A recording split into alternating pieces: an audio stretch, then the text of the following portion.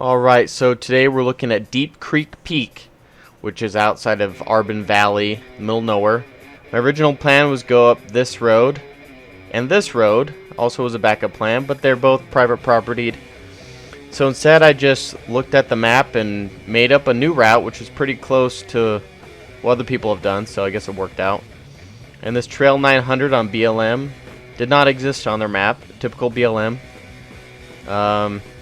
But eventually I came to this spot where it kind of looked like a trail existed and it lined up with the topography. So I passed this abandoned tent and then went up. And then I decided not to follow this really thick canyon and I went just straight up.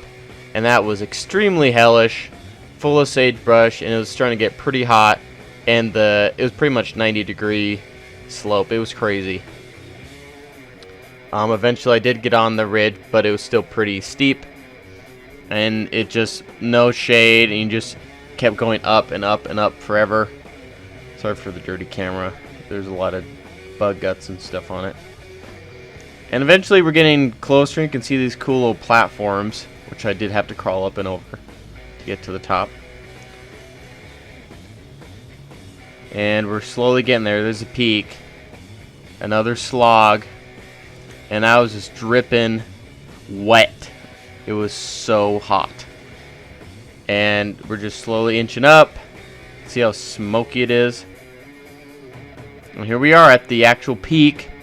Not as great as a view because the smoke and bugs are in the way. But, you know, in a perfect world, you could see Rockland over there. Pocatello area and Arbon Valley is down there. And here's a marker. It's not the classic Gatorade flavor, but it's blue cherry. It'll work. And there's a trail register up here. It's not a geocache. Geocache was down the slope, but they had a little just a little trail register, and they got about one person a year on it, so not a lot of people summiting this. You can see this fly trying to get in my face. But I decided to go to the other little peak and check out the sheep. Thankfully there's no guard dog. If there was a dog, I probably wouldn't have gone because it probably would have killed me. That one's on alert. And they were very cautious and they're very stinky. Stinky sheep. But yeah, they did not like me. And I'm just coming up above them to get to the other peak. And there they go. None of me. Bunch of fatties. And then I was surprised this one had its own survey as well. And you can get a little better view of Arbon Valley down from this, but the smoke is still really bad. And I found this little treasure. Memory of Wandy Heath. Rest in peace. And there was another register here, but it was really moldy inside, so I couldn't write my name. And I decided to skirt down the peak to get back down.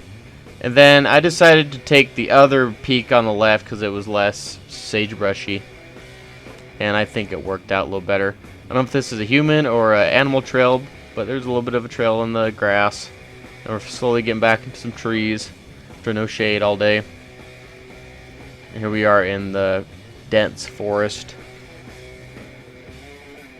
The abandoned tent was still there, so I knew I was on the right path home. Still no one in there. And they left some bungees. If you want them, go grab them. Here we are, back at the car. And it's getting pretty hot. Alright, so I rate these hikes using 3 criteria: solitude, scenery, and difficulty.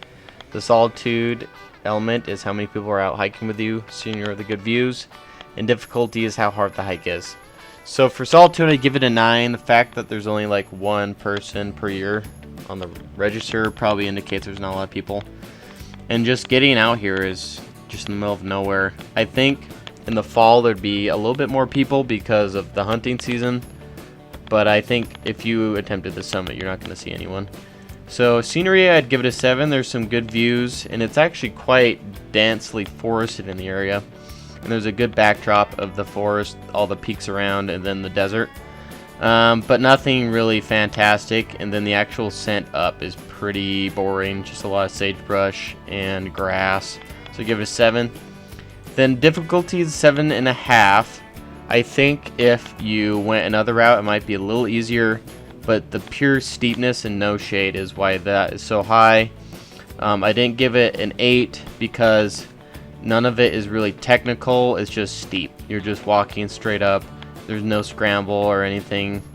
Route finding isn't really a huge problem because it's just so flat. Or not flat, just open and barren. So 7.5. If you like this video, eat a Twinkie bar and buy some more duct tape. You're running a little low, guy.